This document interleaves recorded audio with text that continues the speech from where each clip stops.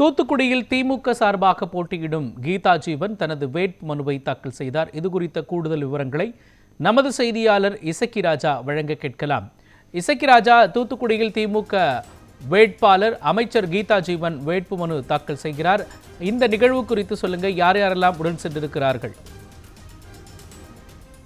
நிச்சயமாக மோகன், அதாவது தமிழகத்தில் வந்து பாத்தீங்கன்னா வர 23ஆம் தேதி சட்டமன்ற தேர்தல் வந்து வாக்குப்பதிவு நடைபெற இருக்குது. அதை முன்னிட்டு அனைத்து கட்சிகளும், அதாவது பிரதான கட்சிகளாக திமுக, அதிமுக உள்ளிட்ட 2 பிரிவுகள் வந்து கட்சிகள் போட்டியிட்டாலும் கூட இன்று கடைசி நாளான இன்று அனைவருமே இன்று தங்கள் வேட்புமனுவை தாக்கல் செய்வது காலை முதலே தீவிரமாக இருந்து வருங்க.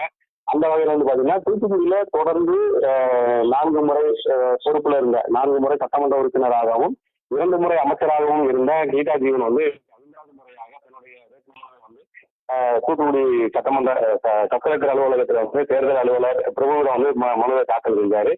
வேட்புமனு தாக்கல் செஞ்சிருக்கிறாங்க. இதுக்கு முன்னால வந்து பாத்தீங்கன்னா முன்னதாக தூத்துக்குடியில இருக்கிற சத்திரம் பேருந்து நிலையத்திலிருந்து ஏறத்தாழ 4 கிலோமீட்டர் தூரம் உள்ள கலெக்டர் அலுவலகம் வரை, கடற்கரை சாலையில் உள்ள கலெக்டர் அலுவலகம் வரை தொண்டர்கள் மற்றும் கூட்டணி கட்சிகளுடனும் ஊர்வலமாக வந்த கீதா ஜீவன் தொடர்ந்து அந்த பிரதான சாலையில வந்து வாக்குகளை சேகரித்தபடியே கலெக்டர் அலுவலகம் வந்திருந்தார். அங்கு தன்னுடைய வேட்புமனுவை தாக்கல் செய்த கீதா ஜீவன் 5வது முறையாக தன்னுடைய சட்டமன்ற உறுப்பினருக்கான வேட்புமனுவை தாக்கல் செய்துள்ளார்.